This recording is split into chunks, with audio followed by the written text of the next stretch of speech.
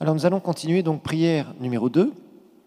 Ça va être dans votre troisième cours. Je vous rappelle que c'est la deuxième partie de la prière, c'est-à-dire deuxième grande série sur la prière. La première série, c'était bien sûr sur les définitions de la prière, ce qu'était la prière, ce que n'était pas la prière, etc., etc., etc.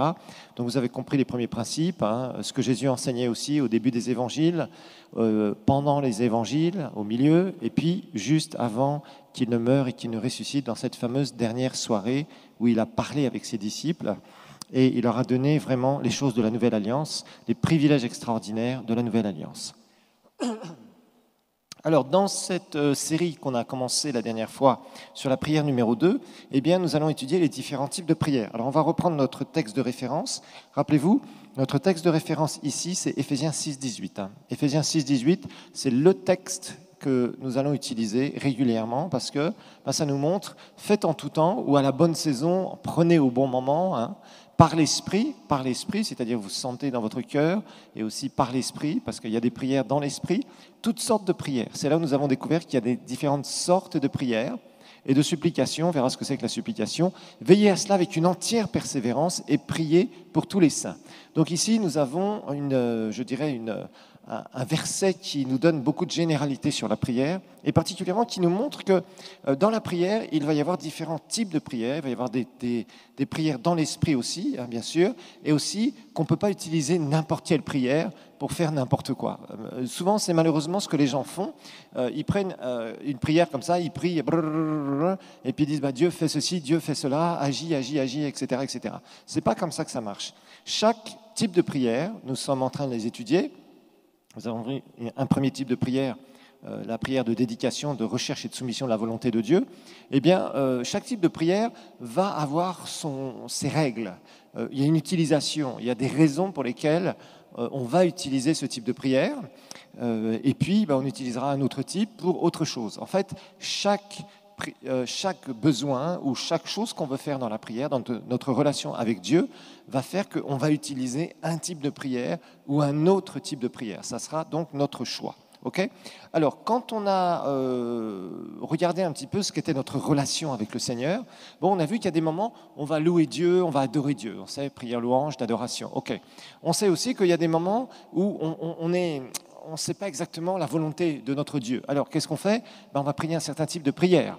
Il y a des moments aussi où on a besoin de foi pour recevoir. On est là seul, on a une requête, c'est-à-dire une demande spécifique. Ça peut être une demande financière, ça peut être la guérison, ça peut être voir quelqu'un être sauvé, ça peut être différentes choses dont on a besoin. On veut voir l'action de Dieu par rapport à un changement, donc une action divine. Rappelez-vous, la prière, c'est amener des besoins humains devant Dieu et voir le ciel répondre, voir le ciel amener une réponse. C'est ça la vraie prière. C'est pas simplement dire blablabla, bla, bla, bla, Seigneur, je te demande, puis il n'y a rien qui se passe. C'est pas du tout ça. La vraie prière, justement, c'est cet aspect de voir Dieu intervenir. Alors, on a vu que dans notre relation avec Dieu, donc, on va demander des choses. Et des fois, on sera tout seul. Des fois, on va être à deux. On verra que c'est la prière d'agrément. Des fois, on va être un corps. On verra que c'est la prière d'unité. Voyez ? Donc il y a toutes sortes de prières comme ça. Il y a aussi une prière où tu es là, où tu es envahi par tout un tas de problèmes, de difficultés, et nous découvrirons comment remettre nos soucis au Seigneur. Ça s'appelle la prière de consécration. Ensuite, on a vu qu'il y a des prières dans l'esprit. Et là, on découvre la prière en langue, bien sûr. On a étudié le baptême du Saint-Esprit. Maintenant, on va voir réellement, profondément, ce qu'est la prière en langue. Ensuite, on a vu, il y a une autre prière qui s'appelle la supplication. La supplication, on verra comment rechercher une direction dans la prière. C'est très important. La fameuse prière d'intercession que nous verrons aussi, qui souvent est extrêmement mal utilisée. Alors, on voit que donc chaque type de prière va s'adapter à quoi ? À une situation particulière, c'est tout, c'est pas compliqué. Chacune a ses règles et il ne faut pas prendre n'importe quoi pour faire n'importe quoi. Voilà. Donc vous savez, Dieu vous a donné aussi une tête. Dieu n'a pas dit, maintenant je suis dans ton cœur, maintenant je coupe ta tête. Non, la tête n'est pas mauvaise à partir du moment où elle ne s'oppose pas. Ça c'est important à comprendre. Où elle ne s'oppose pas à la parole de Dieu, bien évidemment. Mais tu as une tête, d'abord tu comprends la parole avec ta tête et après ça descend dans ton cœur. Et si quelqu'un n'arrive pas à comprendre dans sa tête au départ, qu'il bloque tout avec sa tête, ça ne descendra pas dans son cœur. Vous voyez ? Donc, c'est des choses qu'il faut apprendre au niveau des règles de la prière. Ça, c'est super important. Alors, on avait vu le premier type de prière, la prière de dédication. Et là, on a vu que c'est une prière de recherche de la volonté de Dieu et aussi de soumission à la volonté de Dieu. Parce qu'on s'est aperçu qu'on peut trouver la volonté de Dieu, mais parfois on peut la recevoir d'une façon différente, avec des confirmations, etc., etc.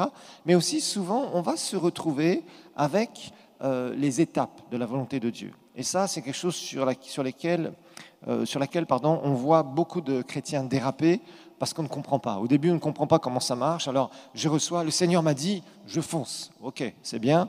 Et tu te casses la tête. Et après, tu dis, mais Seigneur, pourquoi ? Tu m'avais parlé, je ne comprends pas. Et on est dans la confusion. Donc, vous voyez, il y a tout un tas d'éléments qui sont très importants à connaître. D'abord, c'est rechercher cette volonté et s'y soumettre. Alors, on a vu que dans la volonté de Dieu, il y a la volonté générale de Dieu. Dans sa parole, il n'y a pas besoin d'une parole spécifique. Il n'y a pas besoin que Dieu nous parle, par exemple, pour être rempli du Saint-Esprit quand on est chrétien né de nouveau. Le baptême du Saint-Esprit nous appartient. On n'a pas besoin de dire « Oh, Père, guéris-moi si c'est ta volonté ». Si c'est ta volonté, à partir du moment où c'est dans la parole de Dieu, c'est forcément la volonté de Dieu. Ça, c'est clair. La Bible, c'est quoi ? C'est Dieu qui nous parle personnellement. Si Dieu a dit telle chose, ça t'appartient. Il n'y a pas besoin de rechercher le Seigneur en disant « Seigneur, est-ce que ?» Ensuite, il y a la volonté spécifique. Alors, c'est sur cette volonté spécifique que nous avons travaillé, parce que ça, c'est le plan que Dieu a pour chacun d'entre nous. Chacun d'entre nous, Dieu a un plan spécifique. C'est à nous de le découvrir. Il va falloir qu'on découvre cette volonté spécifique de Dieu, et ça va être révélé au fur et à mesure. Justement, on travaille là-dessus. Ensuite, on a vu qu'il y a la volonté souveraine de Dieu. Ça, c'est un groupe un peu à part, où là, c'est tous les événements dans lesquels Dieu va nous emmener une fois que on sera mort, ou si on n'est pas encore mort quand Jésus revient, on est embarqué dans tout un tas d'événements prophétiques qu'on appelle la fin des temps, que nous étudierons dans un cours qui s'appelle Dispensation. Et c'est là où on va découvrir que finalement, Dieu a prévu plein de choses excellentes pour nous. C'est ce qu'on appellera la consommation ou l'accomplissement, donc la consommation, ce qu'on appelle, de notre salut, c'est-à-dire la pleine manifestation de ce pourquoi nous avons été sauvés quand nous avons reçu Christ sur la terre. Alors ensuite, on avait vu Jésus lui-même prier cette prière. Il va soumettre sa volonté. Dans le jardin de Gethsémanée, Jésus a été tenté comme nous en toutes choses, on l'a vu. Il dit que l'esprit est bien disposé, mais la chair est faible. Donc il va falloir quoi faire ? Apprendre à soumettre sa chair. Et vous savez, soumettre la chair, c'est pas forcément oh, je suis tenté à pécher. Non, c'est pas forcément ça. C'est aussi obéir à Dieu. Obéir à ce qu'il nous demande quand il nous le demande. Parce que la chair, souvent, veut faire les choses par elle-même. Et on a vu des exemples comme Moïse, on a vu Abraham. Moïse, lui, qu'est-ce qu'il va faire ? Il va tuer l'Égyptien et il va se mettre sur la touche pendant 40 ans. Pourtant, c'était la volonté de Dieu qu'il devienne un libérateur, mais pas comme il voulait le faire, pas comme Moïse voulait faire ces choses. C'était comme Dieu allait le faire pour se glorifier. Ce n'était pas les gros muscles de Moïse qui allaient libérer tout un peuple. Il n'allait pas créer une rébellion dans une forêt et revenir et renverser le pharaon. Ça ne risquait pas d'être fait. Il aurait été écrasé, il aurait été pulvérisé, bien évidemment. Ce n'était pas du tout le plan de Dieu. Dieu allait intervenir surnaturellement pour le peuple d'Israël, son peuple, pour le libérer de l'esclavage d'Égypte. Vous voyez ? Alors, c'est la même chose pour Abraham. Abraham, lui, il avait la promesse d'un fils avec Sarah. Ce n'était pas avec une autre. Et qu'est-ce qui s'est passé ? Eh bien, à ce moment-là, sa femme l'a poussé à aller vers la servante et il a fait Ismaël. Et Ismaël et Isaac, leurs descendants, sont encore en train de se battre aujourd'hui. Alors, on a vu qu'il faut de l'intelligence spirituelle, Colossiens 9, être rempli de la volonté de Dieu, c'est bien, mais il faut de la sagesse et de l'intelligence spirituelle. La sagesse, ça va être l'application. Vous connaissez ce que Dieu a dit, mais la sagesse, c'est appliquer la connaissance dans une situation particulière, vraiment, pour amener une réponse divine, en fait. C'est ça la vraie sagesse. Donc, j'applique une connaissance. Dieu m'a dit, ok, c'est bien. Le Seigneur t'a dit, c'est très bien. Ok, maintenant, comment tu vas appliquer ça dans ta vie spirituelle pour vraiment, par rapport à ton contexte, à toi, parce que le Seigneur t'a parlé à toi personnellement, comment tu vas l'appliquer ? Pourquoi ? Pour le voir s'accomplir selon le plan du Père. Ça, c'est important. Et beaucoup de gens dérapent là-dessus, c'est classique. Alors, on a vu que là, il nous faut des grandes motivations, désirer toujours construire selon le Seigneur, tout construire sur le Seigneur, c'est important, parce que si l'Éternel ne bâtit la maison, ceux qui la bâtissent en vain, voilà, tout simplement. Alors, on a vu aussi que Dieu met le vouloir et le faire en nous, Philippiens 2,13. On a vu que Dieu veut nous diriger, c'est sa volonté dans Romains 8. verset 14, on a vu que ceux qui sont fils de Dieu sont dirigés par l'Esprit de Dieu. Donc, d'être dirigé par le Saint-Esprit, c'est pleinement la volonté de Dieu. Donc, mais il faut être disposé, c'est-à-dire dire au Seigneur, Seigneur, moi, je veux que tu me parles et je veux t'obéir. Ce que tu veux, Seigneur, quand tu veux, où tu veux, comme tu veux. Voilà, c'est vraiment cela. Alors ensuite, on a vu que Dieu nous révèle son plan. C'est la vie d'Abraham, je vous ai montré. Dieu nous révèle son plan, mais il ne nous révèle pas tout. Ne cherchez pas la volonté de Dieu avec tous les détails. Au début, il va vous révéler les grandes lignes. C'est comme une carte du monde avec une adresse. Après, où il y a d'abord le continent, le pays, on a vu la ville, la rue et le numéro. Voilà. C'est au fur et à mesure, ça descend. C'est un entonnoir, la volonté de Dieu. Et au début, Dieu nous place à l'extérieur de l'entonnoir. Et plus nous obéissons, plus nous descendons au centre de sa volonté. Une fois que vous êtes au centre de sa volonté, il y a plein de choses qui vont se passer. Plein de choses surnaturelles qui vont se passer. Pourquoi ? Parce que le Seigneur, vous mettez en action une attraction divine dans votre vie et il y a plein de choses qui se produisent selon ce que le Seigneur vous a montré. Pam, pam, pam, pam, pam, comme ça. Et ça, c'est super. Par contre, tant que vous êtes au bord de l'entonnoir, c'est-à-dire à l'intérieur, mais au bord, ça veut dire que vous êtes loin du centre de la volonté de Dieu. Et là, croyez-moi, c'est là où c'est difficile, parce qu'il faut apprendre à descendre au centre de l'entonnoir. Donc à s'humilier, à chercher les étapes de la volonté de Dieu, etc., etc. Et ça demande le cœur qui est travaillé dans la présence de Dieu, travailler sur les obstacles, travailler sur les opportunités, parce que je vous ai montré que toute bonne opportunité n'est pas du Seigneur, loin de là. Les belles opportunités sont parfois des choses qui nous trompent, et nous nous retrouvons, à être loin de la volonté de Dieu parfois.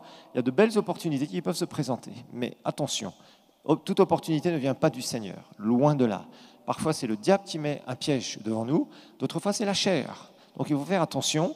Et quand nous accomplissons la volonté de notre Père, il faut vraiment avoir du discernement. Et Dieu va nous mettre au test. Vous savez, Moïse, il était au test.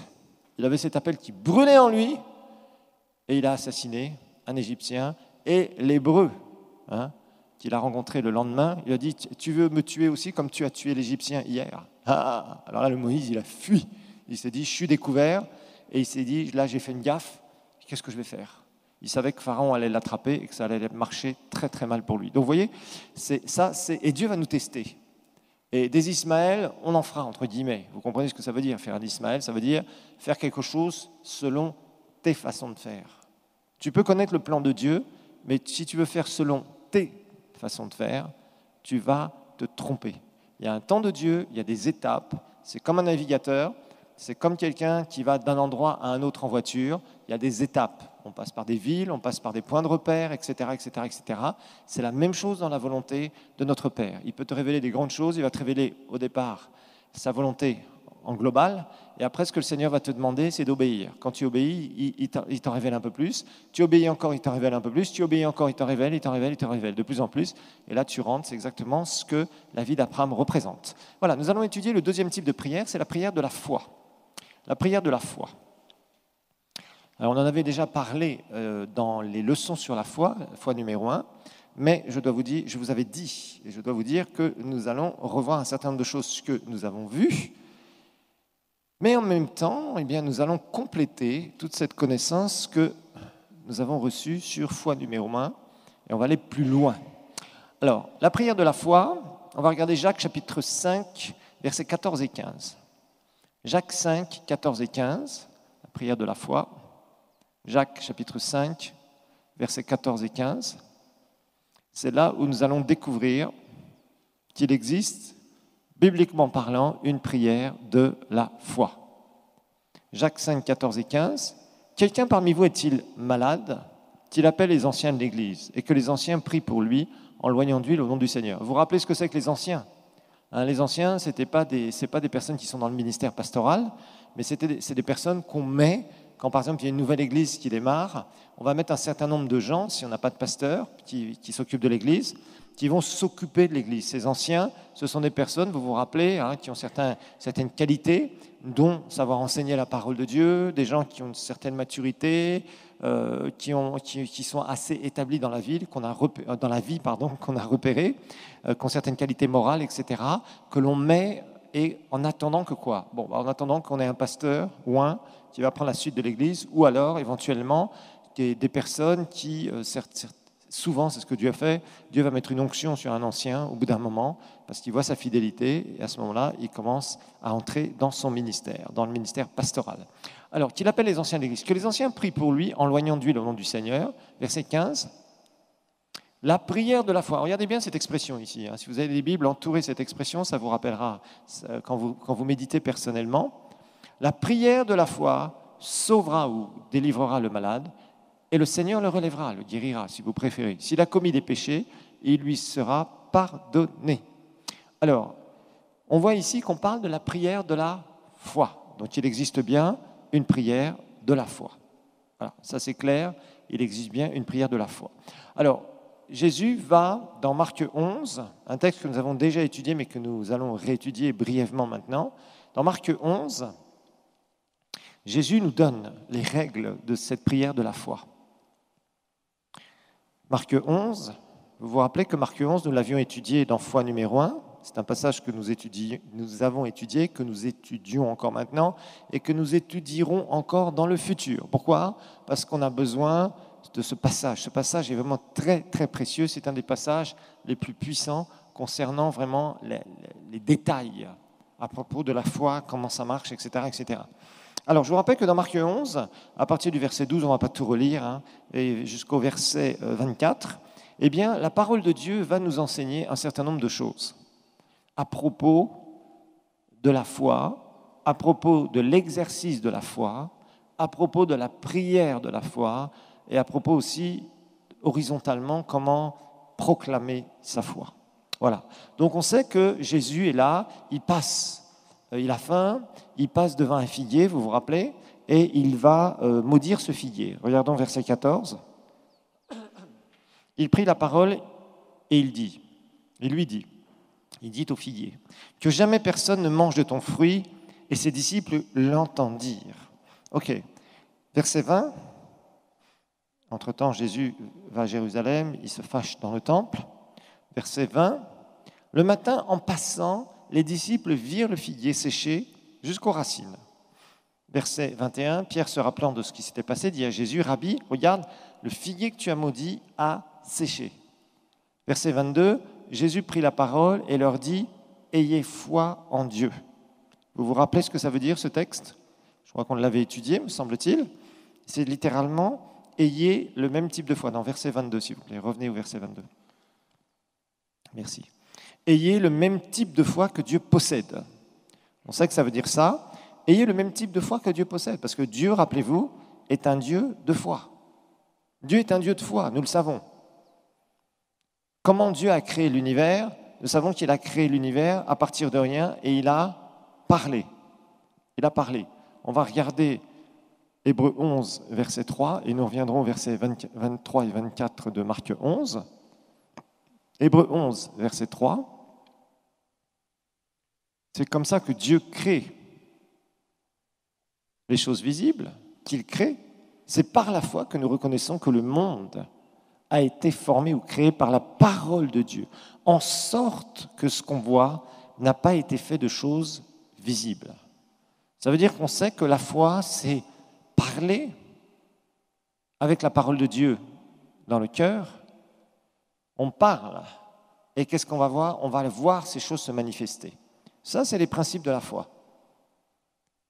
C'est vraiment un principe divin sur la foi. J'ai la parole, je crois cette parole, je parle cette parole, envers et contre toutes circonstances. Et qu'est-ce qui va se passer? Ce qu'on ne voit pas, en sorte que ce qu'on ne voit pas n'a pas été fait avec des choses visibles. C'est-à-dire que ce n'est pas quelque chose que je vais bricoler, c'est quelque chose que Dieu va faire avec sa puissance et il va descendre dans une situation ou dans une autre. Ok? Revenons à Marc 11. Donc ça, c'est un principe divin, c'est clair. Nous le savons. Ayez le même type de foi que Dieu possède. C'est ça que ça veut dire. Ayez foi en Dieu, littéralement, c'est ayez la foi de Dieu. Le même type de foi que Dieu possède. On est appelé à avoir le même type de foi que Dieu possède. C'est normal. Nous sommes des enfants de Dieu. Dieu s'attend à ce que nous ayons la foi et que nous puissions faire des choses qu'il fait. Voilà. Il nous délègue. Il nous a délégués au travers des promesses. Bien sûr, nous ne sommes pas Dieu. Il y en a qui enseignent nous sommes Dieu, etc. Ça, c'est des trucs qui ne sont pas scripturaires. Mais tu as la capacité en toi de parler des choses, de demander des choses, et une capacité créative. Ça, c'est important. Et créatrice par rapport à certains domaines de ta vie. Le champ d'application de la parole. Tu ne peux pas faire n'importe quoi. Il y a des gens qui ont essayé de faire n'importe quoi en parlant des trucs à droite à gauche, mais qui ne sont pas dans la volonté de Dieu. Par exemple, si tu parles des choses qui ne sont pas dans les promesses de la parole, ou si tu parles des choses que le Seigneur ne t'a pas données, promises spécifiquement, ça ne marchera pas. Ça ne marchera pas. Donc ce que tu as dans la parole, tu peux le parler. Tu peux parler de ta prospérité, tu peux parler de ta bonne santé, tu peux parler de ta guérison, tu peux parler beaucoup de choses dans ta vie. Que l'ennemi n'a aucun droit sur toi, que tu es une nouvelle créature en Christ. Tu parles des choses. Ça, tout ça, il faut le faire. Tu parles des choses que tu veux voir s'accomplir aussi, par rapport à ta vie personnelle. Beaucoup de choses que tu veux voir s'accomplir, il n'y a pas de problème. Ça, tu as le droit de le faire. Ce que le Seigneur t'a dit personnellement, tu as le droit de le parler. Si le Seigneur t'a donné quelque chose de spécifique pour ta vie, tu dois le parler. Tu dois le parler, tu dois le parler, tu dois le parler. Et Dieu, des fois, nous réveille des choses qu'il nous a promises aussi. Ça aussi, c'est tout un côté de ses promesses. Et en fait, on s'aperçoit que le Seigneur nous met au défi. En fait, ici, Jésus nous met au défi. Et il nous donne un ordre. Voilà, je vous ai démontré quelque chose. Maintenant, ayez le même type de foi là, que vous avez vu. Même type de foi que Dieu possède. Dieu a parlé, les mondes sont venus à l'existence. Dieu parle des choses et ça vient à l'existence. Tu dois parler des choses par la foi et ça doit venir à l'existence. Regardons maintenant au verset 23 et verset 24.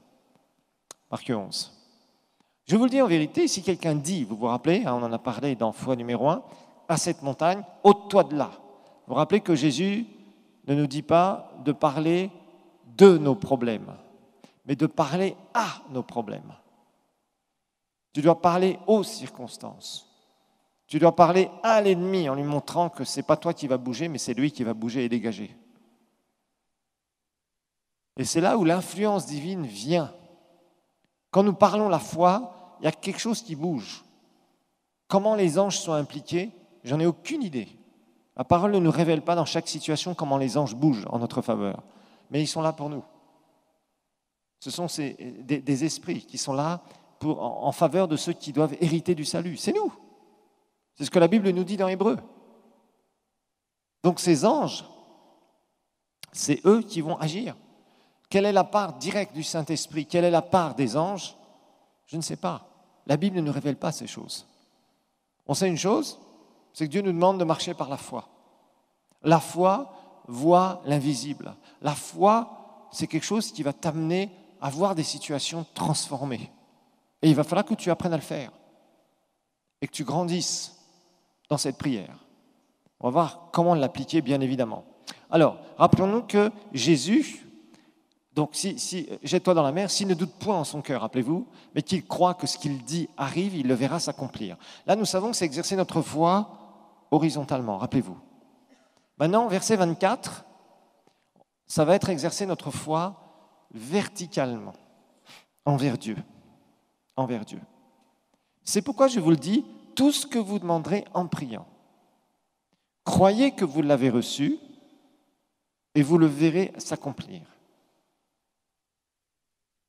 Tout ce que vous demanderez en priant, c'est pourquoi, je vous le dis, tout ce que vous demanderez en priant, croyez que vous l'avez reçu et vous le verrez s'accomplir. Ok. Donc là, on va décortiquer ce verset. Parce que ce verset, c'est une clé énorme pour voir la puissance de Dieu intervenir dans nos vies. C'est vraiment une très grande clé. Si vous savez vous utiliser cet outil qui est la prière de la foi, vous allez voir vraiment des choses se produire. Moi, j'ai vu plein d'étudiants me témoigner. Deux choses, des boulots qu'ils ont eu comme ça. Et ils voulaient aussi se marier avec une très bonne personne. Ils m'ont dit, pasteur, vraiment, j'ai appliqué ce principe, J'ai vu des gens se convertir comme ça. J'ai vu telle chose se produire là. On voulait me piquer mes parcelles. J'ai proclamé ma foi. J'ai parlé. J'ai reçu de la part du Seigneur la réponse. Ils ont vu plein de choses se produire. Tu dois apprendre à pratiquer cette prière. Cette prière est ultra puissante. Vous savez, on a de la puissance à disposition. On a de la puissance à disposition. Il faut savoir s'en servir.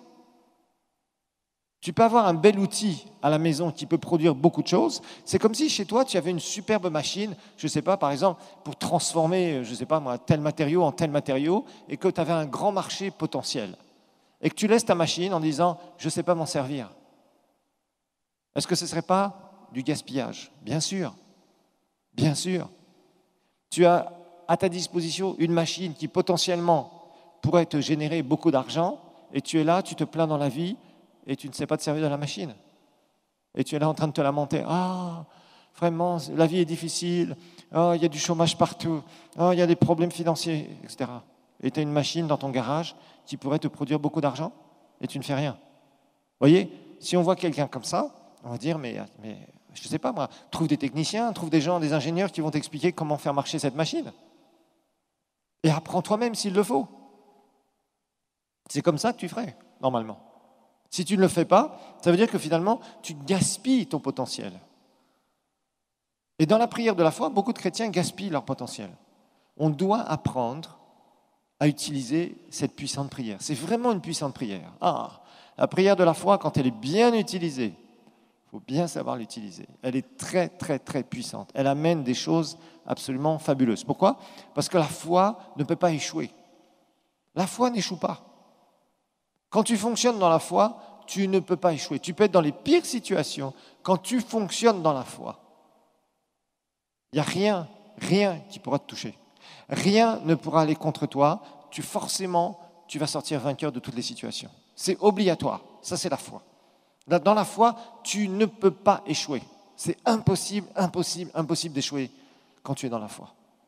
Par contre, quand tu n'es pas dans la foi, là, tu peux avoir de sérieux problèmes et te faire tabasser par les circonstances, et le diable peut sérieusement te démolir. C'est pourquoi tu dois apprendre à utiliser ce puissant outil. Regardons 1 Jean 5, 14 en parallèle, et après on va voir comment ça marche. 1 Jean 5, 14. Nous avons auprès de lui, ça aussi c'est un puissant verset que vous devez apprendre. Vous voyez, ici, dans chaque prière, je vous conseillerais de faire quelque chose. Faites des petites fiches que vous mettez dans vos Bibles. Et pour chaque prière, vous mettez juste les grands versets de référence. Dans le syllabus ici, je vous ai tout mis. Vous prenez juste les versets de référence. Et régulièrement, vous méditez. Avant de passer du temps dans la prière, vous reprenez ces cours sur la prière. Je vous assure, ça vous aidera beaucoup. Faites ça pendant quelques années, vous viendrez me voir après dans les témoignages, pour me donner tous vos témoignages. Il va se passer beaucoup de choses si vous faites ça. Vous savez, ce sont des lois spirituelles que je suis en train de vous enseigner ici. Ce n'est pas des enseignements histoire de donner des enseignements. Ce sont des lois spirituelles qui créent des fondations normalement énormes pour construire. Si vous voulez construire votre vie et voir la volonté de Dieu s'accomplir dans votre vie, vous avez absolument besoin de pratiquer ces lois spirituelles. Vous ne pourrez pas construire quelque chose de puissant si vous ne pratiquez pas ça. C'est impossible. Okay? Donc vous voyez le Jacques 5, 14 et 15, là. Il y a une prière, c'est la prière de la foi. Marc 11, 1 Jean 5, 14, Hébreux 11, 3. Tout ça, c'est des versets, vous voyez, vous pouvez mettre dans une petite liste et vous mettez au-dessus prière de la foi. On va en nommer encore quelques-uns d'autres et vous allez apprendre. Vous savez, c'est comme ça que vous devez pratiquer la parole de Dieu. Dans la vie de prière, dans des secrets de la vie de prière, la foi, l'étude de la foi, le développement de votre foi, ça fait partie des secrets de la prière pour réussir notre vie de prière.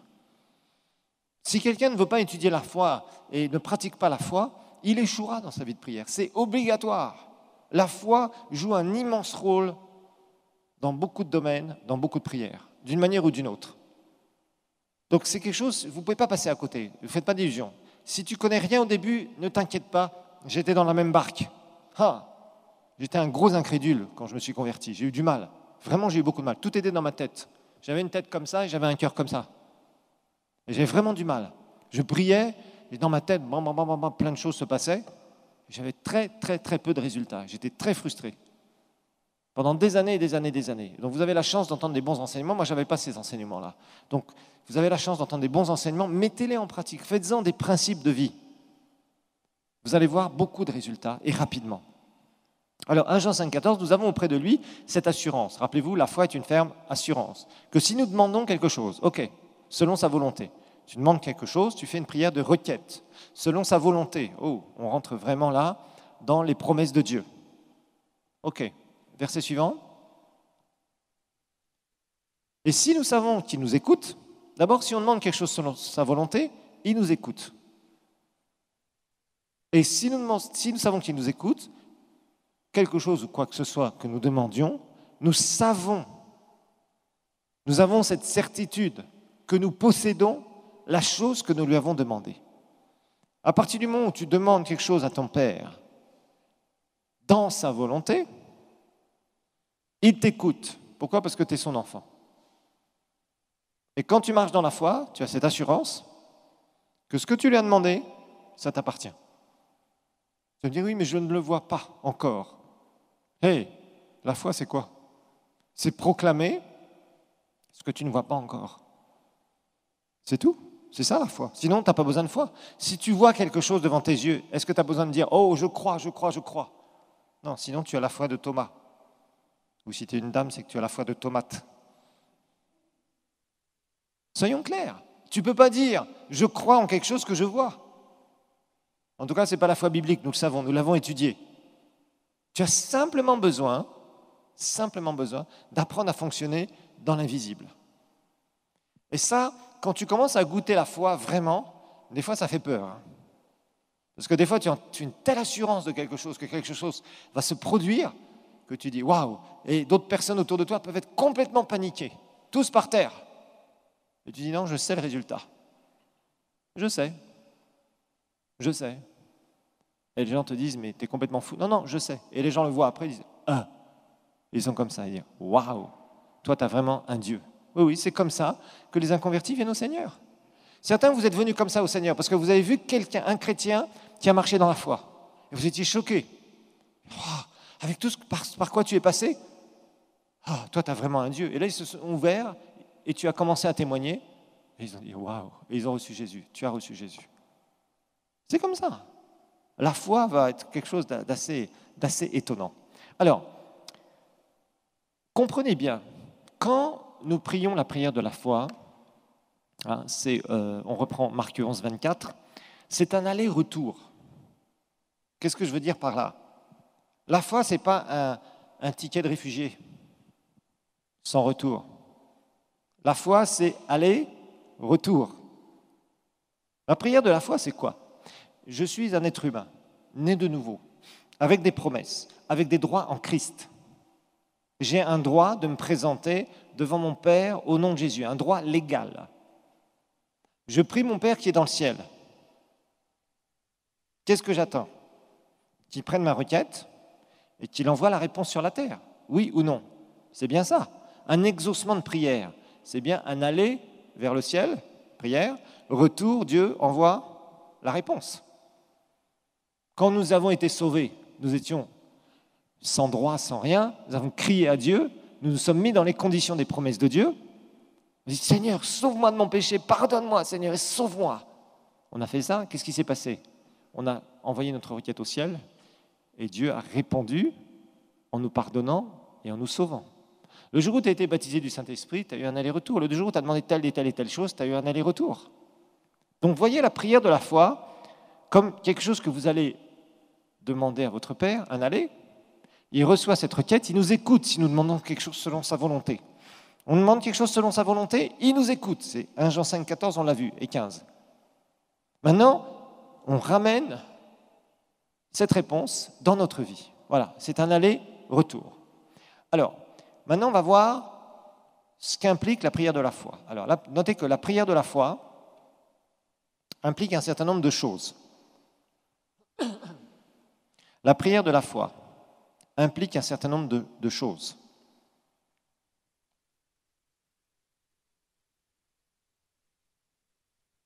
Ça, c'est important.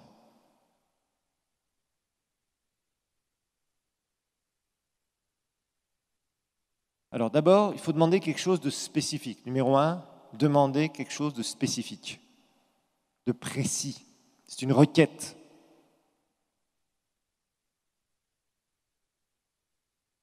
Donc c'est, numéro 1, demander quelque chose de spécifique.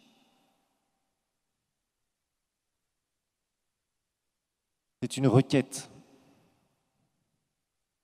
Dieu n'est pas le Dieu du vague. Dieu, je te demande de me bénir aujourd'hui. Ça veut dire quoi? Qu'est-ce que tu veux? Donc, quelque chose de spécifique. C'est une prière de requête. Ce n'est pas vague. Arrêtez de demander des choses vagues à Dieu. Demandez des choses précises à Dieu. Seigneur, je veux un boulot comme ça, avec tel salaire. Oui, oui, fais-le, tu verras. Si tu es dans la foi, tu vas avoir des choses incroyables. Récemment, j'ai eu un témoignage d'un frère comme ça, qui a eu au-delà de ce qu'il a demandé d'ailleurs, très récemment. Et on a beaucoup de témoignages, ça c'est vraiment récent, je vous donne des choses très très récentes. Pourquoi? Parce qu'il s'est mis dans la foi. Bien sûr, il avait fait des promesses à Dieu par rapport à ce qu'il a fait. Il avait même... Tiens, je vais juste vous donner un petit témoignage, enfin un petit témoignage, c'est un gros témoignage. Lui, il s'est dit, il a eu un boulot il y a quelque temps, il était dans le business, bon, avec la conjoncture, c'était pas très facile.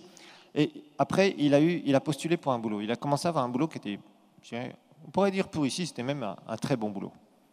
Mais il s'est mis d'accord avec sa femme pour donner, au bout d'un moment, il donnait sa dîme, et au bout d'un moment, il a donné au-delà de sa dîme, ce qu'il voulait voir en fait.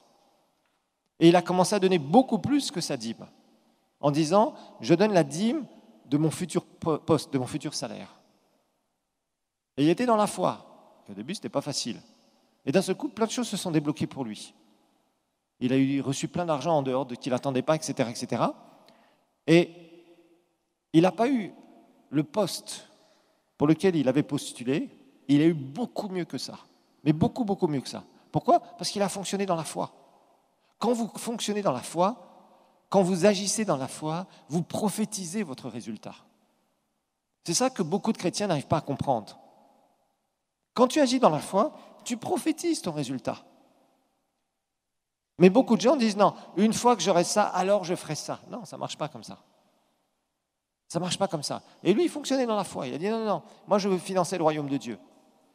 Et il a eu son premier salaire, il a eu son salaire avec son poste qui était déjà un bon poste. Et il a dit non, non, moi ce que je veux maintenant, c'est ça. Il s'est mis en agrément avec sa femme, dans la foi. Il a dit maintenant, on va donner ça tous les mois. Ils ont commencé à le faire. Et ça n'a pas été simple.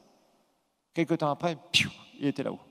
Il m'a témoigné de ça, j'ai dit waouh, c'était vraiment. Et là, il a un poste incroyable, un super poste. Donc, demandez des choses spécifiques. Arrêtez de demander des choses vagues. Dans ta vie de prière, tu dois demander quelque chose de spécifique. Alors maintenant, deuxième chose, priez une seule fois. Priez une seule fois. Je ne te dis pas que tu ne dois pas déclarer le résultat. Ça, tu vas le déclarer des milliers de fois, s'il le faut. Mais quand tu demandes, sois sûr d'être dans la foi. C'est ce qu'on va revoir dans le verset 24. Il faut vraiment faire attention à ça. Cette prière ne se répète pas. Tu ne demandes pas 50 000 fois. Par contre, tu vas déclarer, s'il le faut, même 50 000 fois. Après, tu exerces ta foi horizontalement. Mais verticalement, tu pries une seule fois. Ensuite, numéro 3, c'est demander des choses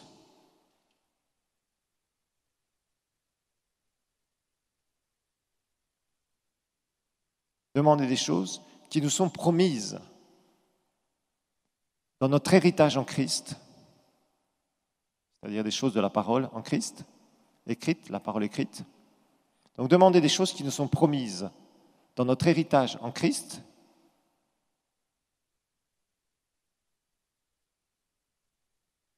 Demander des choses qui nous sont promises dans notre héritage en Christ, ou une promesse spécifique que Dieu nous a faite.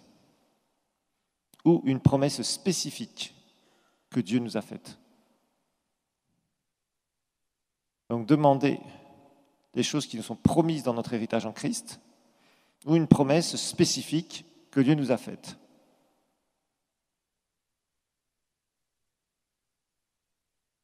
Ça, c'est important. Pourquoi? Rappelez-vous, il ne peut pas y avoir de terrain de foi là où Dieu n'a pas parlé.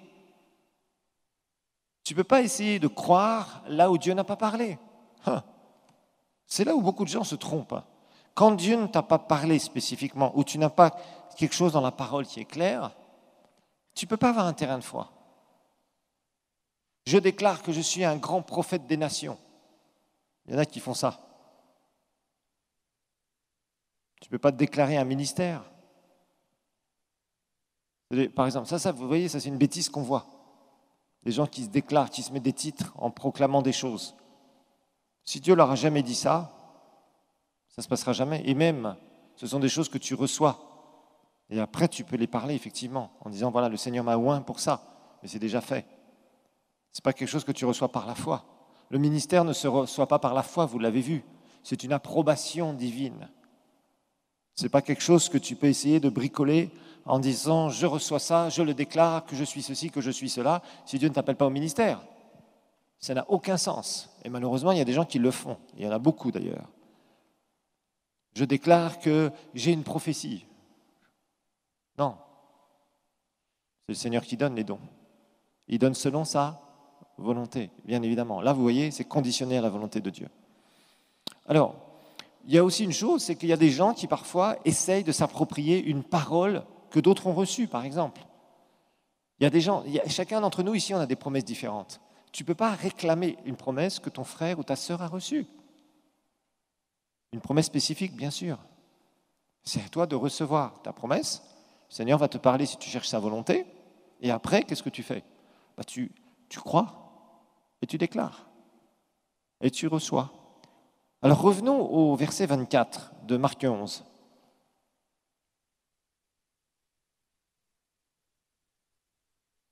Parce que vous savez, la prière de la foi, elle est très puissante, mais il faut bien savoir s'en servir. Sinon, ça ne donne aucun résultat. Alors, c'est pourquoi je vous dis, tout ce que vous demanderez, ok, je place une demande en priant, regardez bien, croyez que vous l'avez reçu. Toute cette phrase, c'est quoi?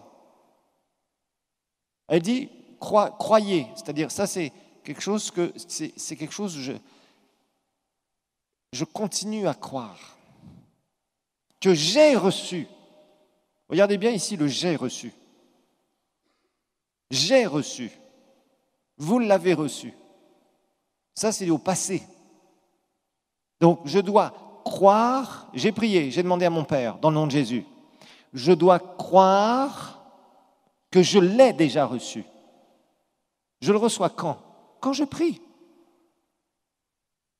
Beaucoup de chrétiens essayent de recevoir après la prière. Ça ne marche pas.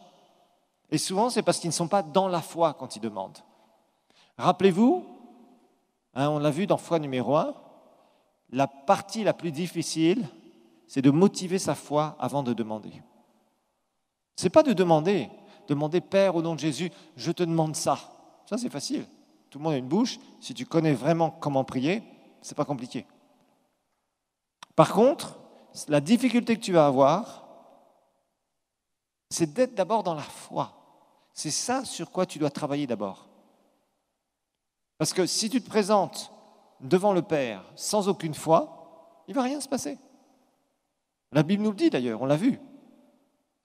On avait vu dans Jacques 1,5 que si quelqu'un manque de sagesse, qu'il la demande, mais qu'il la demande avec foi, en étant dans la foi. Dans Jacques chapitre 1, verset 5. On a vu que si on n'est pas dans la foi, qu'on vient se présenter devant notre Père, si on lui demande quelque chose où on n'a pas la foi pour ça, nous n'allons pas croire que nous l'avons reçu. Et la Bible nous dit, regardez ce que Jésus dit ici, vous le verrez, futur, au temps futur, s'accomplir. C'est au futur ça. Le voir est futur. Le croire que j'ai reçu, c'est dans la prière. Ça veut dire que quand je sors, entre guillemets, de la prière, je sors avec ma réponse. Pourtant, je ne le vois pas avec mes yeux encore. Ça, c'est la vraie prière de la foi. Je crois que j'ai reçu et je vais le voir devant mes yeux, futur. Quand? Je ne sais pas. Ça peut être quasiment instantané, ça peut être dans 1 heure, ça peut être dans X jours, ça peut être dans X années, mais tu vas le voir parce que ta foi sera rémunéré. C'est comme ça que ça marche. Donc l'aspect vertical de la foi, c'est une fois que tu demandes. Et après, tu veux dire, Père, je te loue, je te remercie, parce que je crois que c'est fait. Je ne le vois pas encore avec mes yeux, mais je crois que c'est fait. Je crois que tu as agi, Seigneur. Je ne sais pas comment tu vas faire, c'est ton business. Arrête de demander à Dieu, quand tu pries la prière de la foi, comment tu vas faire, Seigneur? Comment tu vas faire? C'est pas ton business, ça. Par contre, tu ferais mieux de dire au Seigneur, Seigneur, je n'ai aucune idée comment tu vas agir dans cette situation, mais je sais une chose, c'est que je vais le voir avec mes yeux. Ça, c'est la foi. C'est comme ça, la foi. Par contre, tu peux le dire régulièrement. Quand tu reviens devant ton Père, tu dis, Seigneur, dans cette histoire, dans ce que je t'ai demandé là, je ne sais pas comment tu vas agir. Je prie pour lui, il s'éloigne encore plus, il me fait encore plus de gaffe. Mais Seigneur, je ne sais pas comment tu vas faire, mais je sais que ma foi agit. Seigneur, je vois cette situation financière se dégrader, mais peu importe, ce n'est pas ça que je vois, c'est ce que je t'ai demandé, je crois que j'ai reçu, et je le déclare, et je sais, Seigneur, que tu vas me sortir de ça, et que tu vas m'établir dans mes finances. C'est tout. Là, tu remercies ton Dieu. Et là, tu pratiques le verset 23, où tu parles à ta montagne, où tu parles à tes circonstances, où tu dis, Satan, tu ne m'auras pas sur ça. Et là, tu parles à l'ennemi, en disant, au nom de Jésus, tout ça, ça sera démoli. Au nom de Jésus, tous ces plans contre moi ne pourront jamais prospérer. Satan, tes esprits sataniques sont démasqués dans le nom de Jésus, ils sont liés, ils ne peuvent rien. Ça, c'est des choses que tu peux déclarer avec ta bouche. C'est important de le faire. C'est là où tu libères ta foi. Tu as demandé à ton Père agit en ta faveur dans le ciel. Et toi, tu déclares. Plus tu déclares ta foi, plus tu vas voir les choses se produire. Et il y a un moment où ça va basculer. Quand tu es sensible dans ton esprit, dans la foi, tu sais qu'il y a un moment où tu dis, ça y est, je sais que c'est fait. Tu ne le vois pas encore, quelques jours plus tard, quelques semaines plus tard, quelques mois plus tard, pouf, toute la situation a entièrement changé. Ça, c'est la foi. La foi, ce n'est pas de déclarer ce que tu vois, sinon c'est la foi de Thomas. Par contre, quand tu sais utiliser la foi, tu sais, tu pries une fois, tu déclares. Alors rappelez-vous, c'est passer du temps avec la parole avant, d'accord? Dans Jacques 1,5, rapidement, et après on verra Jean 15, verset 7.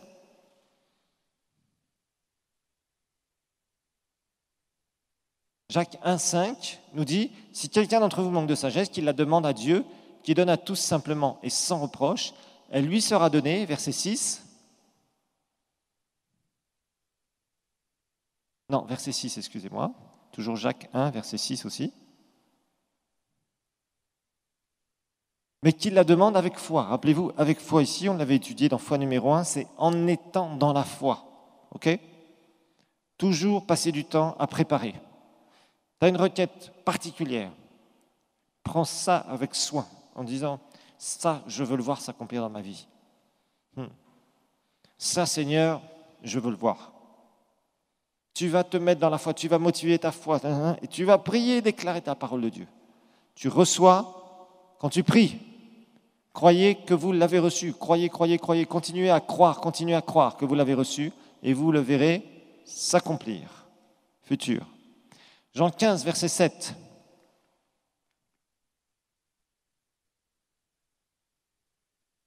« 15, verset 7. Si vous demeurez en moi, c'est-à-dire si vous êtes nés de nouveau, et que mes paroles, rappelez-vous, on avait déjà vu cette parole dans foi numéro 1, et que mes paroles demeurent en vous, dans votre esprit, demandez ce que vous voudrez, et cela vous sera accordé. » Jésus nous dit, mettez-vous sur la même longueur d'onde que la radio du ciel, et vous écouterez la radio du ciel.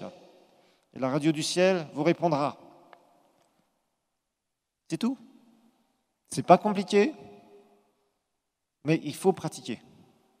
Et c'est là où souvent, comme nous avons mal pratiqué la foi, nous avons pratiqué plutôt l'espérance. Nous avons pratiqué des trucs qu'on a bricolés nous-mêmes, parce que on vient d'arrière-plan, soit religieux, soit on a essayé la prière. Non, ça doit changer. Et c'est pas facile à changer parfois. Vous savez, les mauvaises habitudes, je vous le disais, je crois que je vous en ai déjà parlé, quand quelqu'un apprend par exemple un instrument de musique, s'il apprend mal au début, s'il positionne mal ses doigts, par exemple un pianiste qui met ses doigts comme il ne le faut pas, un guitariste qui met ses doigts comme il ne le faut pas, le jour où il va avoir un vrai professeur devant lui en lui disant « mais tu ne fais pas ça correctement », il aura du mal, parce qu'il a pratiqué quelque chose pendant des mois, des années, des fois. On va dire, non, non, non, c'est pas comme ça qu'on place ses doigts. Ah. Et la personne, tu vas essayer de la corriger, tu vas lui redonner des leçons, tu dis, non, non, il faut faire comme ça et comme ça. Oui, mais il commence, il arrive un petit peu, d'un seul coup, hop, il reprend les mauvaises habitudes. Vous voyez, souvent, on reprend les mauvaises habitudes quand on a mal appris quelque chose.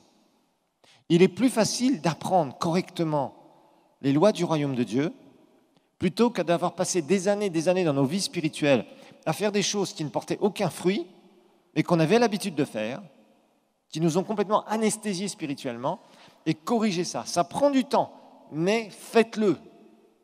C'est une éducation. Certains, vous êtes éduqués aujourd'hui dans la parole par rapport à ça, d'autres, il va falloir vous rééduquer. Vous comprenez la différence? Ça veut dire que, comme vous aviez mal pratiqué certaines choses sur la foi, il va falloir vous rééduquer. Il va falloir, entre guillemets, même si ça n'existe pas en français, désapprendre.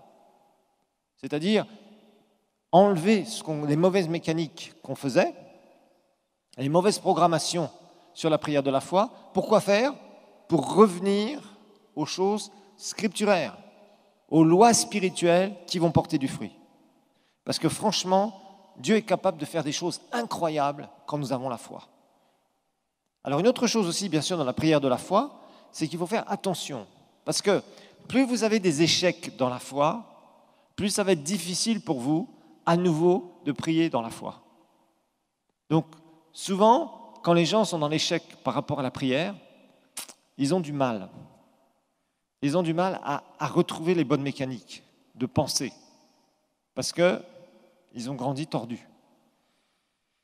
Et quand tu échoues dans la prière, quelque part, moi j'ai vu beaucoup de chrétiens comme ça, bon, ils prient, mais Seigneur, blablabla, Seigneur, blablabla, voilà, c'est un peu comme s'ils avaient un programme, ils disaient, voilà, mets le programme en place de prière, je te prie pour ça, Seigneur, blablabla, blablabla, blablabla. Ça apporte aucun fruit. C'est pas ça la prière. La prière est une relation. La prière, c'est toucher le ciel, c'est toucher le cœur de Dieu par rapport à des situations.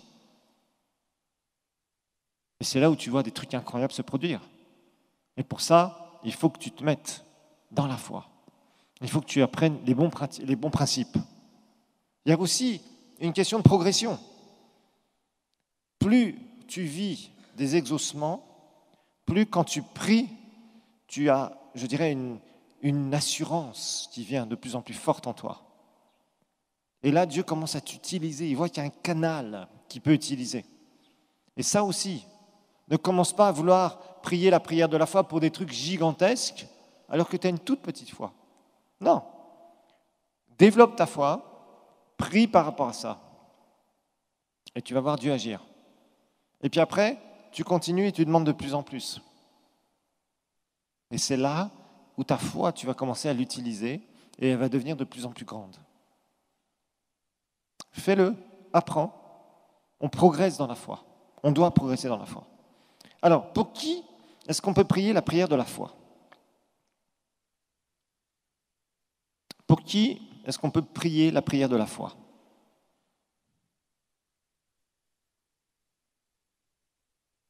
Pour qui est-ce qu'on peut prier la prière de la foi?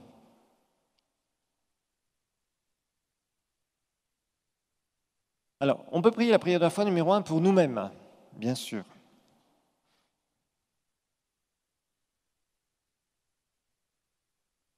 Alors, on peut prier la prière de la foi pour nous-mêmes, numéro 1, nous-mêmes. Alors, pour nos besoins. Pour nos besoins.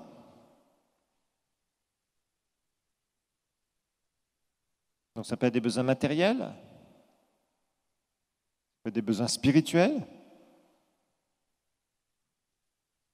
Donc pour nos besoins. Donc je peux prier la prière de la foi pour moi-même, donc pour nous-mêmes.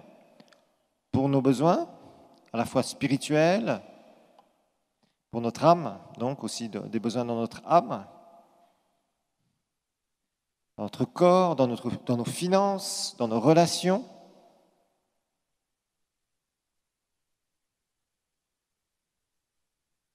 Tout ce dont j'ai besoin. On est esprit, âme et corps, rappelez-vous.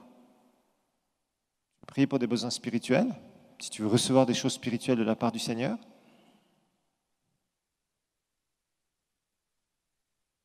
Priez aussi pour ton âme, dans la foi. Des fois, tu demandes à Dieu, vraiment, Seigneur, je veux pardonner, aide-moi à pardonner, Seigneur. Et tu reçois ça dans la foi, tu reçois la guérison de blessures émotionnelles, par exemple, ça aussi.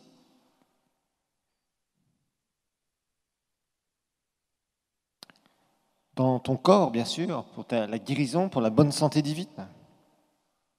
Dans tes finances, ça aussi. Je pense que si on faisait des statistiques, je ne sais pas, j'espère qu'un jour Dieu nous enverra des statistiques du ciel sur les prières qui montent vers lui, mais je sais qu'il y a au moins plus de la moitié des prières des chrétiens qui prient, qui demandent des choses financières. Je crois que c'est la prière majoritaire qui monte au ciel. Où les gens demandent, Seigneur, j'ai besoin de ça, Seigneur, tu vois, j'ai besoin d'un meilleur salaire, Seigneur, tu vois, j'ai besoin d'un boulot, Seigneur, tu vois, j'ai besoin d'argent pour ça, Seigneur, ta. Ça, c'est typique. Et les gens, malheureusement, de plus en plus, on leur enseigne à faire ça, et je trouve que c'est très dommage parce qu'il n'y a pas que ça. Les âmes perdues, c'est la priorité de Dieu. Ce n'est pas nos finances. Mais demande des finances, il n'y a pas de problème. Si tu es prêt à financer le royaume de Dieu avec des bonnes motivations, il n'y a aucun problème. Alors, numéro 2, pour les bébés spirituels. Pour les bébés spirituels.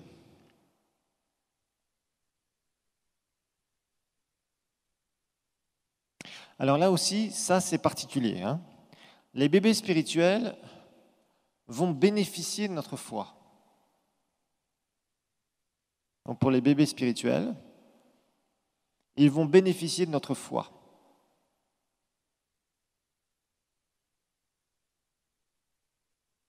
Ça, c'est important. Si vous amenez des âmes à Christ, ou si vous connaissez des gens, par exemple dans les groupes de prière partout, qui viennent tout juste de recevoir le Seigneur, priez la prière de la foi pour eux. Important. Faut prier cette prière de la foi. Ils sont malades, ils te disent, oh frère, oh sœur, tu peux prier pour moi. Prie pour ce bébé spirituel, s'il vient de recevoir le Seigneur. Tu vas avoir beaucoup de résultats là-dessus. Parce qu'en fait, un bébé spirituel, il dépend de la foi des autres. Il n'a pas sa propre foi. Il n'est pas capable encore de développer sa foi. Il est trop petit. Donc ça, il faut bien le comprendre. Les bébés spirituels ne sont pas encore capables d'avoir leur propre foi.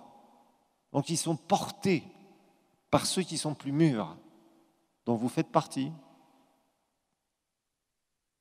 Alors, si vous vous rappelez votre vie spirituelle, rappelez-vous que tout au début, quand vous avez reçu le Seigneur, les premiers mois, je dirais même la première année, voire jusqu'à la deuxième année, vous êtes, il n'y a pas de règle de temps, mais je donne une idée, c'est pas, il n'y a rien dans la Bible qui nous montre que c'est 1 an, 2 ans, 3 ans, mais je veux simplement vous expliquer un principe ici. Rappelez-vous, dans la croissance spirituelle, on vous a enseigné qu'il y a différents stades de croissance. Et le bébé spirituel, lui, il a besoin d'être porté dans la foi, parce que, comme je vous le disais, il ne peut pas. Il peut pas avoir encore sa propre foi. Il a la foi du salut, mais il ne peut pas encore développer. Il ne connaît pas la parole. Il apprend petit à petit la parole. Il ne sait pas comment, il connaît pas les principes de la foi, etc. Par contre, rappelons-nous, on a tous été portés par quelqu'un. Il y a des gens qui ont prié pour toi, qui ont prié pour moi tout au début, pour différents besoins qu'on avait. Mais rappelez-vous, par exemple, tu étais malade, tu as appelé un frère ou une sœur qui t'avait amené au Seigneur, ou qui était dans le groupe de prière, qui était dans l'église. Si tu sais, frère, je suis très malade, est-ce que tu peux prier pour moi? Il vient, il te visite, il prie pour toi, paf, tu guéris. Waouh, gloire à Dieu, vraiment. Ah, le Seigneur m'a guéri, tu as prié pour moi. Ou au téléphone, il prie pour toi, pouf, le Seigneur te guérit. Bon, quelques temps après, tu redemandes encore la prière pour un autre problème, etc. Il prie pour toi, pouf, tu vois la main de Dieu. Quelqu'un qui a la foi. Et toi, en tant que bébé spirituel, tu n'avais pas de foi. Tu étais au contraire paniqué, en train de dire au secours partout. Et puis, quelques années plus tard, tu continues à demander la prière à droite et à gauche. Et là, il ne se passe plus rien. Et là, tu commences à dire, mais ce frère-là, pourtant, d'habitude, je lui demandais, il priait pour moi. Dieu agissait. À mon avis, en ce moment, il ne doit pas être en forme spirituelle. Non, ce n'est pas le problème, ça. Le problème, c'est que maintenant, tu dois commencer à dépendre de ta foi personnelle. Au bout d'un certain temps, Dieu attend à ce que nous grandissions. C'est normal. C'est là où tu découvres. Et tu dois découvrir les principes de la foi. Alors, c'est pour ça que vous verrez, et certains, vous avez subi ça pendant des années, vous êtes ou vous étiez, moi c'était la même chose pour moi, dans des églises où il n'y a pas d'enseignement. Alors les gens sont là, ils reçoivent le Seigneur, ils sont portés par la foi des autres, par des gens qui sont un peu plus forts, et puis au bout d'un moment, tu te retrouves avec tout un tas de problèmes, de trucs, et tu essaies de prier, et il n'y a rien qui se passe. Parce que tu pries, tu n'as pas de foi, tu n'as pas développé ta foi, tu n'as pas appris à grandir.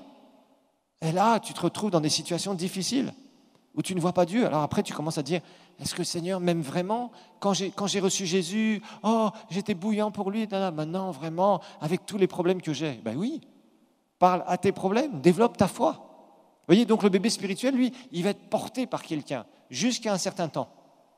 C'est pour ça qu'il y a un moment où vous ne pourrez plus prier pour quelqu'un pour qui vous avez prié plusieurs fois et où vous avez vu des résultats. Ce chrétien qui est supposé grandir, vous ne pourrez plus faire la prière de la foi pour lui. Vous allez être obligé de faire ce qu'on appelle la prière d'agrément après. Ça voudra dire qu'il va y avoir sa foi qui va rentrer en ligne de compte quand vous allez prier ensemble. Ce ne sera plus votre foi seulement quand vous portez le bébé spirituel dans la foi. Vous voyez la différence? Donc, quand vous priez pour un bébé spirituel, priez pour quelqu'un qui a reçu le Seigneur depuis peu de temps et qui n'est pas capable de se porter lui-même dans sa propre foi. Certains, vous encadrez les nouveaux convertis, je vous vois ici, faites-le, vous allez voir beaucoup de résultats. Mais c'est toi, c'est ta foi là, qui va agir en sa faveur. Voilà. Mais au bout d'un moment, il faudra lui dire, tu sais, il faut que tu grandisses dans la foi. Il ne faut pas lui dire la première semaine où il a reçu Jésus, parce qu'il ne comprendra pas. Mais quand il commence à avoir 2 mois, 3 mois, 6 mois, 1 an, il faut dire, tu sais, maintenant, je vais continuer à prier pour toi, mais il y a un moment, parce qu'il y a des gens, vous savez, ils sont tout le temps en train de demander la prière chez les autres. Vous avez remarqué ça? Le bébé spirituel, c'est normal. Il a un bobo. Mais prie pour moi. Ça, c'est normal. Il est petit.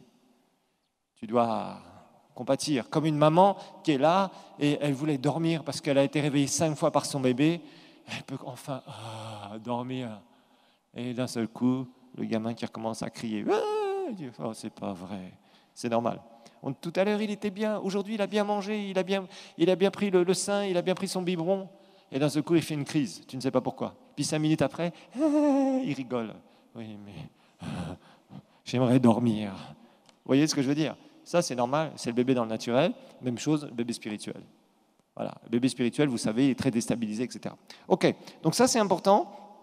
Il faut absolument que le bébé spirituel se prenne en charge au bout d'un temps. Okay? Troisième type de personnes pour qui nous pouvons prier, les inconvertis. Les inconvertis. Pour les inconvertis. Alors, pour les inconvertis, c'est-à-dire des gens qui ne sont pas sauvés, bien sûr, là, c'est un moyen de les amener au Seigneur. Là, je vais vous expliquer quelque chose de très important. Alors, l'inconverti, lui, il a besoin de voir Dieu agir. Parce que vous lui parlez de Jésus, il va te dire, oui, mais moi, tu sais, blablabla, blablabla, etc. Souvent, les inconvertis sont comme ça. Propose-lui de prier pour un problème qu'il a. Si tu parles de Jésus à quelqu'un, propose-lui de prier pour lui. S'il est malade, je vais prier pour toi. Tu es rempli de foi, tu pries, s'il guérit, il va te rappeler, il va dire, tu sais, tu as prié pour moi, je suis guéri, ton Jésus là. Et là, il demandera à écouter plus, souvent, je n'ai pas dit toujours.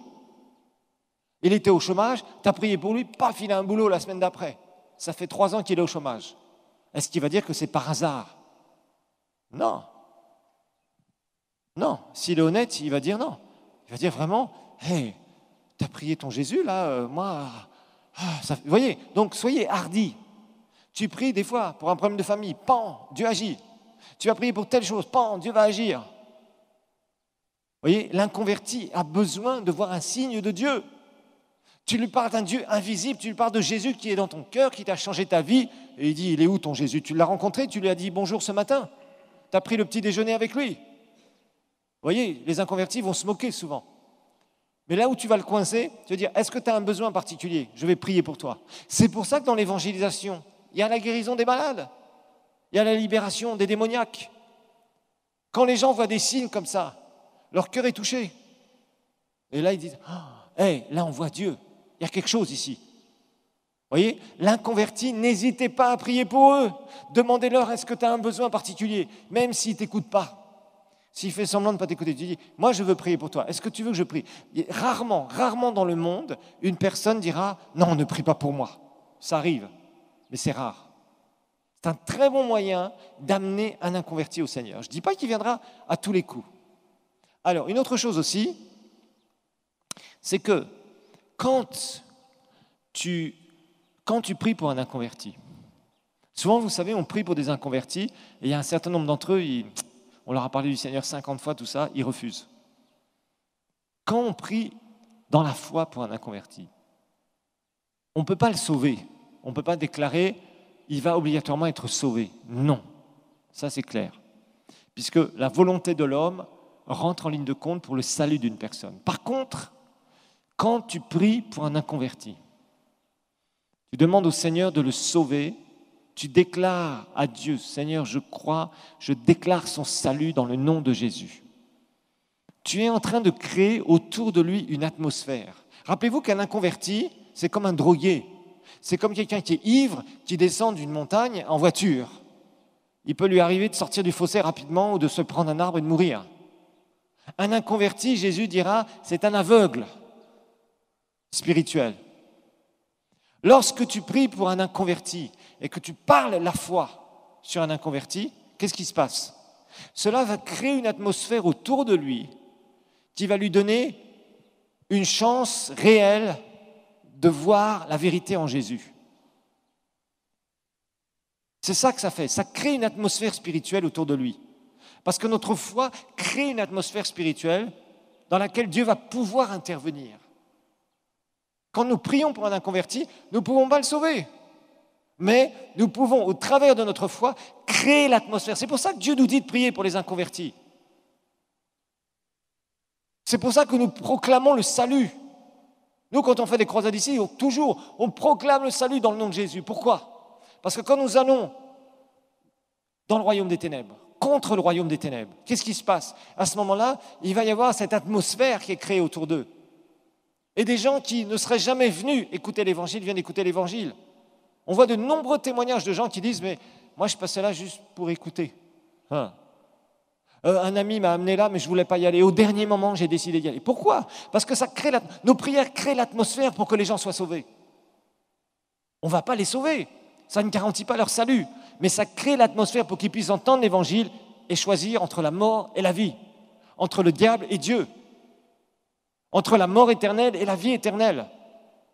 Ça, c'est notre rôle. En tant qu'Église, l'Église de Christ doit prier dans la foi pour les inconvertis et déclarer le salut en masse dans le nom de Jésus. Ça, c'est notre rôle. Tu pries pour des individus, oui, tes voisins, ta famille, tes amis, tout ça. Oui, ça, tu dois le faire. Ça doit créer l'atmosphère autour d'eux. Après, c'est leur choix. Mais tu dois déclarer, tu déclares au nom de Jésus, mon mari est sauvé, je le déclare dans le nom de Jésus. Je déclare son salut dans le nom de Jésus. Ma femme est sauvée par la foi dans le nom de Jésus, je déclare son salut. Ça, c'est la foi. Ça, c'est la foi. Il y a une croisade d'évangélisation ou il y a une activité d'évangélisation dans l'Église. Vous déclarez la parole de Dieu. Et vous le voyez avec vos yeux. Parce que ça crée l'atmosphère au travers de laquelle les gens vont être attirés surnaturellement. Ça va créer l'atmosphère où les gens vont ouvrir les yeux à ce moment-là et dire « Je ne sais pas pourquoi, ce jour-là, je me suis donné à Christ. » Pourquoi? Parce qu'il y avait la prière des saints derrière, mes frères et sœurs. Parce qu'on était là, à la brèche, en train de dire « Non, Seigneur, ne les laisse pas périr, mais que vraiment ta puissance vienne. » Et d'un seul coup, tu amènes quelqu'un qui veut venir ce jour-là et qui est sauvé ce jour-là. Pourquoi? Comment? C'est mystérieux, c'est divin et c'est le résultat de la prière de la foi. Amen. On fait une petite pause et on aura le coup après.